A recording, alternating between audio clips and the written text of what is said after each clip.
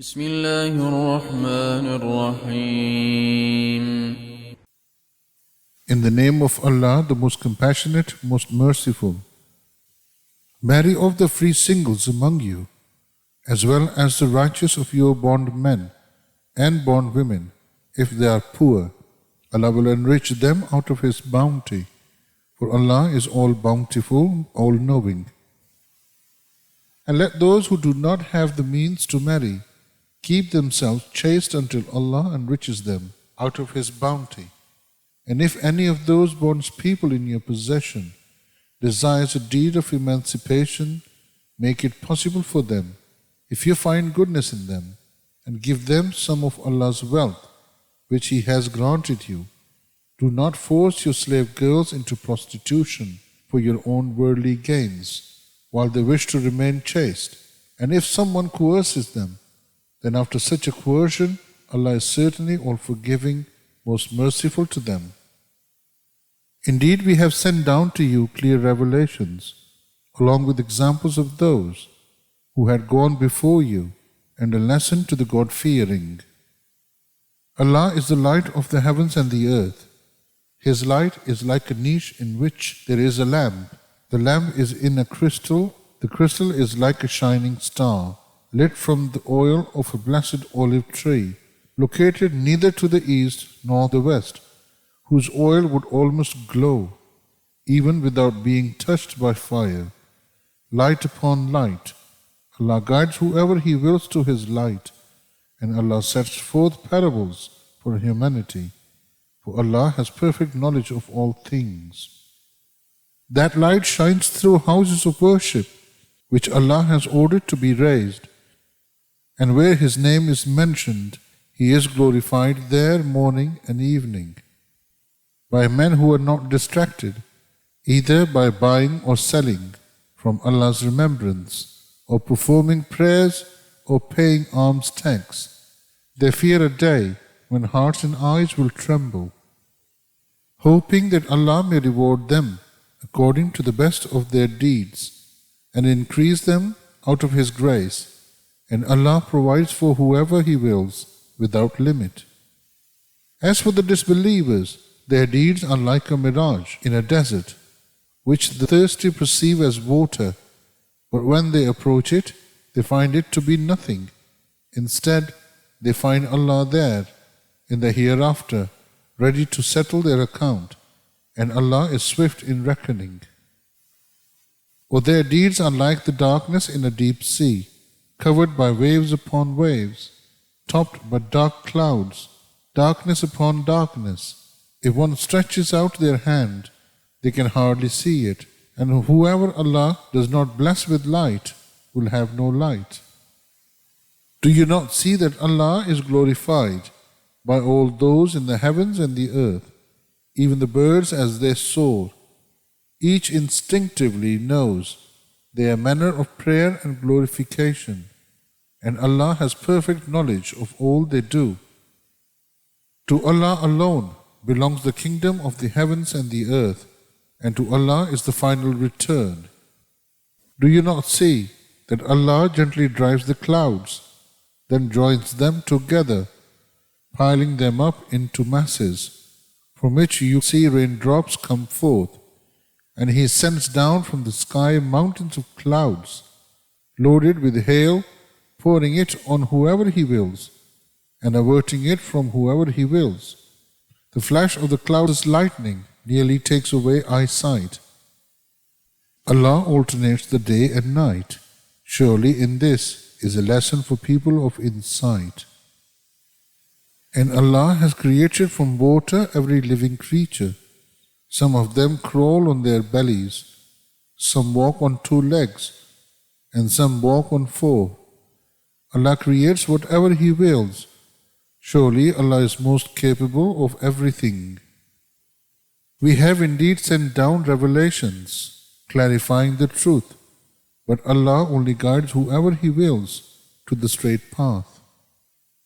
And the hypocrites say, "We believe in Allah and the Messenger, and we obey." Then a group of them turns away soon after that. These are not true believers. And as soon as they are called to Allah and His Messenger, so He may judge between them, a group of them turns away. But if the truth is in their favor, they come to Him fully submitting. Is there a sickness in their hearts? Or are they in doubt? Or do they fear that Allah and His Messenger will be unjust to them? In fact, it is they who are the true wrongdoers. The only response of the true believers when they are called to Allah and His Messenger, so He may judge between them, is to say, "We hear and obey." It is they who will truly succeed. For whoever obeys Allah and His Messenger and fears Allah and is mindful of Him, then it is they who will truly triumph. They swear by Allah their most solemn oaths, that if you, O Prophet, were to command them, they would certainly march forth in Allah's cause. Say, you do not have to swear, your obedience is well known. Surely Allah is all aware of what you do. Say, obey Allah and obey the Messenger. But if you turn away, then He is only responsible for His duty, and you are responsible for yours. And if you obey Him, you will be rightly guided. The Messenger's duty is only to deliver the message clearly. Allah has promised those of you who believe and do good that He will certainly make them successors in the land, as He did with those before them, and will surely establish for them their faith, which He has chosen for them, and will indeed change their fear into security, provided that they worship Me, associating nothing with Me. But whoever disbelieves after this promise, it is they who will be rebellious. Moreover, establish prayer, pay alms tax, and obey the Messenger, so you may be shown mercy. Do not think, O Prophet, that the disbelievers can escape in the land. The fire will be their home. Indeed, what an evil destination. O believers, let those bondspeople in your possession and those of you who are still underage ask for your permission to come in at 3 times: before dawn prayer, when you take off your outer clothes, at noon, and after the late evening prayer. These are 3 times of privacy for you. Other than these times, there is no blame on you or them to move freely, attending to one another. This is how Allah makes the revelations clear to you, for Allah is all-knowing, all-wise.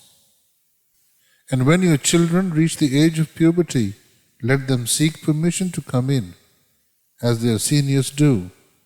This is how Allah makes His revelations clear to you, for Allah is all-knowing, all-wise.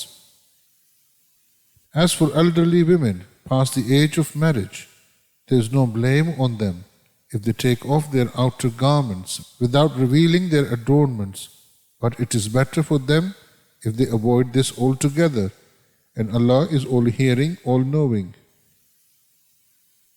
There is no restriction on the blind, or the disabled, or the sick, nor on yourself if you eat from your homes, or the homes of your fathers, or your mothers, or your brothers, or your sisters, or your paternal uncles, or your paternal aunts, or your maternal uncles, or your maternal aunts, or from the homes in your trust, or the homes of your friends.